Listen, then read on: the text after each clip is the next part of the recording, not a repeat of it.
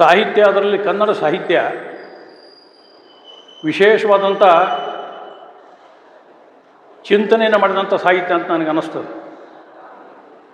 ಬಹುಶಃ ಇತ್ತೀಚೆಗೆ ಕನ್ನಡ ಸಾಹಿತ್ಯದ ಬಗ್ಗೆ ಒಬ್ಬ ಚಿತ್ರನಟ ಕಮಲ್ ಹಾಸನ್ ಕನ್ನಡ ಭಾಷೆ ಇದರ ತಾಯಿ ತಮಿಳು ಭಾಷೆ ಅಂತ ಹೇಳಿ ಒಂದು ವಿಚಿತ್ರವಾದಂಥ ವಾತಾವರಣ ಸೃಷ್ಟಿ ಮಾಡಿದ್ದಾನೆ. ಅದರ ಬಗ್ಗೆ ಪ್ರತಿಭಟನೆ ಕೂಡ ನಡೆದಾವೆ.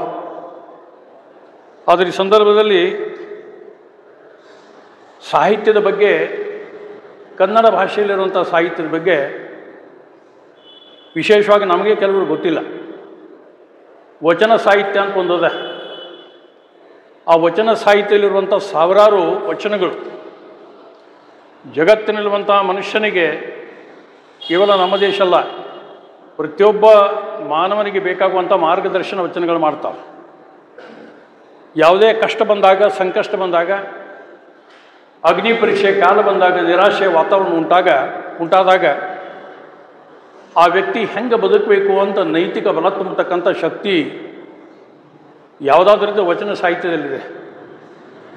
ನಮ್ಮ ಸನ್ಮಾನ್ಯ ದಿವಂಗತ ಬಿ ಡಿ ಜತ್ತಿ ಯಮಗಂಡಿಯವರು, ಬಿ ಡಿ ಜತ್ತಿಯವರ ಮಗ ಒಬ್ಬಿದ್ದಾರೆ, ಅರವಿಂದ ಜತ್ತಿ ಅಂತೇಳಿ.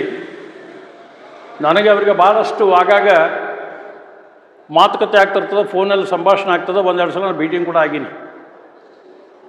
ವಚನ ಸಾಹಿತ್ಯ ಬಗ್ಗೆ ವಿಶೇಷವಾದಂಥ ಪ್ರೀತಿ ಅವರು.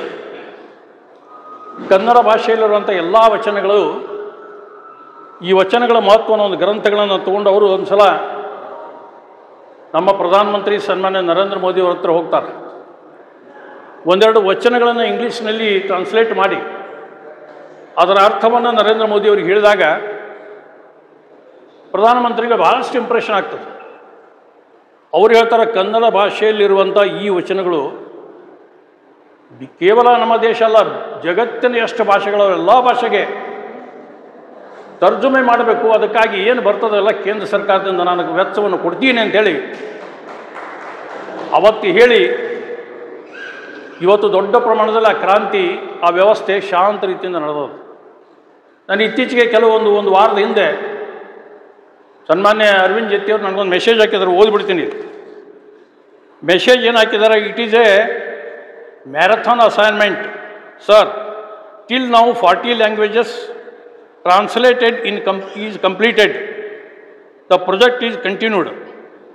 Now completed to 10 foreign languages, namely Persian, Arabic, Nepalese, French, Mandras, German, Spanish, Japanese and Uzbek languages. ಜಗತ್ತಿನಲ್ಲಿ ಇಷ್ಟು ಪರಭಾಷೆಗಳಿಗೆ, ಭಾರತ ದೇಶದ 40 ಭಾಷೆಗಳಿಗೆ ಈ ಕನ್ನಡ ಸಾಹಿತ್ಯ ಪರಿಷತ್ತದ್ದು ಇಲ್ಲಿ ಏನು ವಚನ ಗ್ರಂಥಗಳದ, ಇದೇನು ವಚನ ಸಾಹಿತ್ಯದ, ಇದನ್ನು ಟ್ರಾನ್ಸ್ಲೇಟ್ ಮಾಡಿ ಜಗತ್ತಿನ ಅನೇಕ ಭಾಷೆಗಳಿಗೆ ತರ್ಜುಮೆ ಮಾಡುವಂಥ ವ್ಯವಸ್ಥೆ ನರೇಂದ್ರ ಮೋದಿ ಕೇಂದ್ರ ಸರ್ಕಾರದಿಂದ ಮಾಡ್ತಾ ಇದ್ದಾರೆ ಅಂತಂದ್ರೆ ಇದರಂಥ ಸಂತೋಷ ವಿಷಯ ಬಹುಶಃ ಯಾವುದಿರಲಿಕ್ಕಿಲ್ಲ ಅಂತ ನನಗೆ ಅನ್ನಿಸ್ತದೆ. ಆ ಹಿನ್ನೆಲೆಯಲ್ಲಿ ಕನ್ನಡ ಭಾಷೆಯಲ್ಲಿ ನಮ್ಮ ಕಾದಂಬರಿಕಾರರು, ನಮ್ಮ ಸಾಹಿತಿಗಳು ದೊಡ್ಡ ಸಂಖ್ಯೆಯಲ್ಲಿದ್ದಾರೆ. ಅವ್ರು ಏನೇನು ಬರೆದಾರ ಅವೆಲ್ಲ ಗ್ರಂಥಗಳು, ಅವರು ಬರೆದಿರುವಂಥ ಕಾದಂಬರಿಗಳು, ಅವ್ರು ಬರೆದಿರುವಂಥ ಪುಸ್ತಕಗಳು, ಅವೆಲ್ಲ ಜೀವನದಲ್ಲಿ ನಮಗೆಲ್ಲ ಆದರ್ಶ ಆಗ್ತಾವೆ. ಅವನ್ನೆಲ್ಲ ಪ್ರತಿನಿತ್ಯ ಓದಬೇಕು ಅಂತ ಸಂದರ್ಭದಲ್ಲಿ ಇವತ್ತಿನ ಹೊಸ ಪೀಳಿಗೆಗೆ ಇದನ್ನು ತಿಳಿಸೋದು ಭಾಳ ಅಗತ್ಯ ಅಂತ ನನಗನ್ನಿಸ್ತದೆ. ಈ ಒಂದು ಸಾಹಿತ್ಯ ಪರಿಷತ್ತು ಈ ರೀತಿಯ ಕಾರ್ಯಕ್ರಮ ಮಾಡ್ತಾ ಹೆಚ್ಚಿನ ಸಂಖ್ಯೆಯಲ್ಲಿ ಇದನ್ನು ಜನಕ್ಕೆ ತಿಳಿಸ್ಬೇಕು ಅನ್ನೋ ಉದ್ದೇಶದಿಂದ ಸಂಘಟನೆ ಮಾಡ್ತಾ ಇದೆ.